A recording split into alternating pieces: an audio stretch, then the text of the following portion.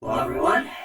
So, you've been watching the whole fursuit thing and all that, and some of you have been wondering, what's the series? What's this, that, and the other thing you've been talking about recently? Well, I've been working on making a live-action series in which I play a character in fursuit, where I do basically an angry video game nerd style thing.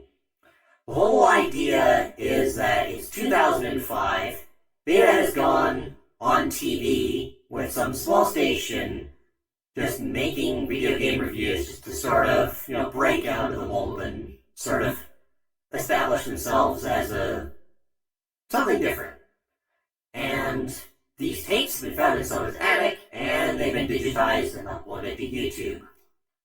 Now, generally speaking, we're doing quite well actually in actually preparing for all of this, but, the thing is, we've got a little bit of the set to deal with. We got some background stuff with some of the other members of the film crew who are going to be helping with that and who's going to provide the location. And we got to actually build the set, we got to build the set assets, all that sort of fun stuff. But yeah, we're going to do 171 episodes, and then we're going to take a 10-year hiatus, and then we're going to do a season 2, which takes place in 2015 rather than 2005. Which allows some modern games to get old enough to be considered retro. I consider 20 years to be retro, but anyway. There's that, and then there's also, I just gotta sort of collect things and get ready for the general next season and all that. So that's what the plans are in general. So general financial plans, 2024 is the last year I'll be spending on, all kinds of little nonsense here and there, things that I really would like sooner than later, and collections and, stuff that I'm going to probably eventually need for the show and all that sort of thing, and things I just generally need, like, better transport and all that sort of stuff. But in 2025, we're going to really put our nose to the grindstone, and we're going to start saving about 6,700, maybe 7,000-ish for furniture for when we get to the next place. Because we want our own all our own furniture, and gotta get things nice and set up and all that sort of thing. Because we're moving in May of 2026, and after that, and after the major financial burdens are dealt with, I'm gonna get one of those Japanese K trucks. The ones that are usually right-hand drive. They're from the 90s, and they're mostly box, but they're small, they're practical, they have a tiny 3-cylinder engine and an automatic transmission. They'll do most of what you need a vehicle to do, and for the price of like $4,000, I kind of need one. So that is also in the plans. Also, a complete upgrade to VR equipment.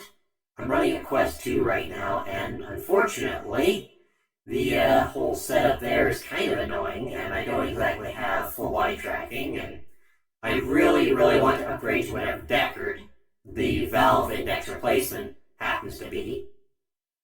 And also, I kind of want to get a hold of some haptic stuff, actually get a proper setup for my Catwalk C, which is my VR treadmill and all that, so I can, get like a proper high-end VR setup and all that.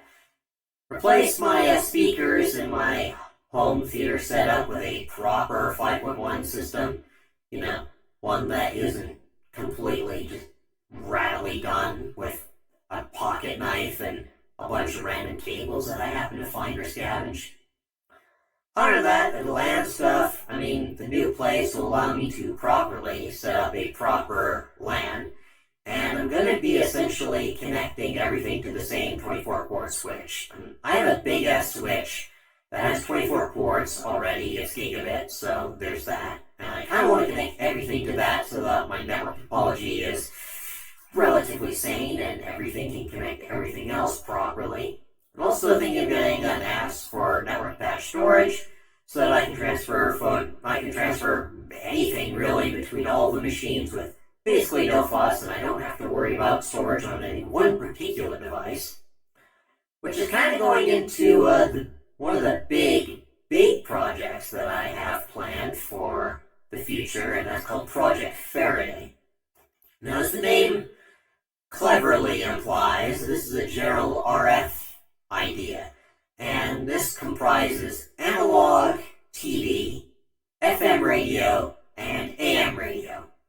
So there's Pi-FM, which allows you to use a Raspberry Pi to transfer things through FM, which I'm going to basically just hook up to an MP3 player, really. Use that as a live RF radio station so that I can tune in, anyone can tune in the house can tune in with that radio and get something that's not either, crappy 90s pop or the Peanut Butter and Jam Sandwiches or Racist channel, as I call it, CBC. And also, there's basically no AM radio stations anywhere that are of any good or aren't in French.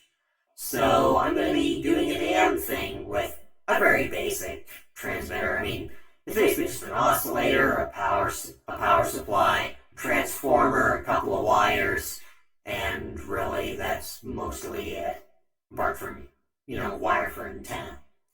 And also, we're going to be doing an analog TV station that will send out RF TV signals on Channel 4.